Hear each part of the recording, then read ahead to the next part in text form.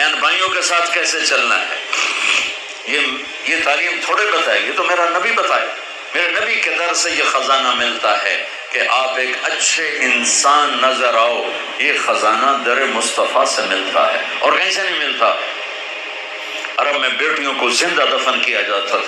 میرے نبی نے فرمایا جس کو اللہ نے 3 بیٹیاں دیں اس نے ان کو ڈولی میں بٹھایا تو جنت میں یوں ہو جائے گا۔ سبحان، یعنی یہ میں ہوں اور یہ میرا امتی، 3 بیٹیاں۔ اللہ ایک صحابی کا بھلا کرے، کہنے کہ یا رسول اللہ جو 3 نہ ہو 2 ہوں، کا کوئی نہیں، جو 2 کو ڈولی بٹھائے گا وہ بھی ایسے ہی ہوگا۔ ایک کا اللہ بھلا کرے، کہنے کہ یا رسول اللہ 1 ہی ہو، اگر کام میں کوئی نہ ہوئے پھر آپ نے کہا جو 1 کو ڈولی میں بٹھائے گا وہ بھی جنت میں یوں ہو جائے گا۔ 10 بیٹوں کی شادی کرو، 10 بیٹوں کی شادی کرو، 10 بیٹوں کی شادی کرو، اجر ہے، جنت کا وعدہ کوئی نہیں۔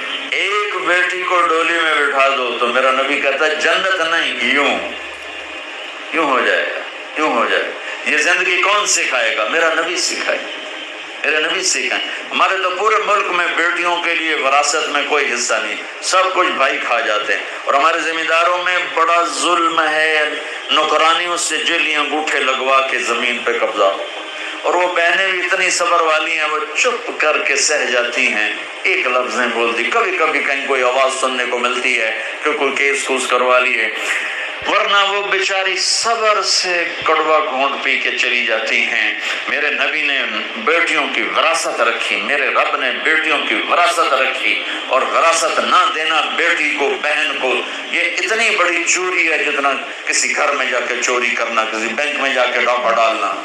میں نے جن استاد محترم سے قرآن پڑھا، تفسیر پڑھی، میں ان کے پاس شہد کی بوتل لے کر گیا،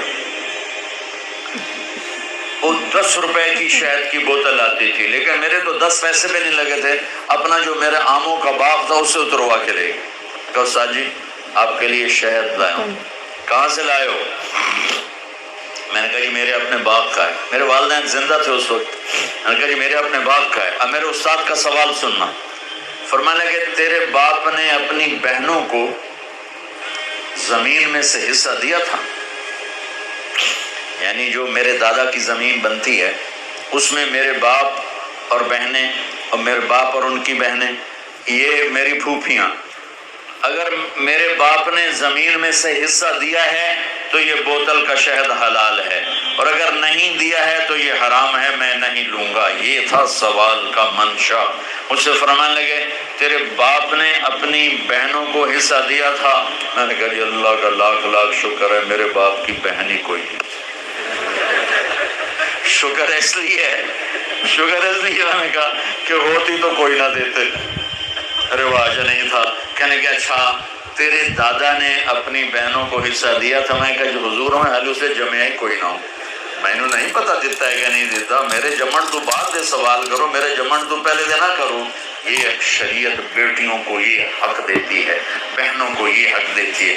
جس نے 2 بیٹیوں کو ڈولی میں بٹھایا جنت واجب، جس کی بیٹیاں کوئی نہیں، بیٹی نہیں ہوئی، ادھر جیسے میرا یعنی میرے جو دادا تھے ان کے کوئی بیٹے، 2 بھائی تھے صرف، میرا باپ اور میرا تایا، بس 2 بھائی تھے، ساری وراثت ان کی تھی، کہ لیکن اللہ نے دو بیٹیاں نہیں دی، 2 بہنیں دے دی۔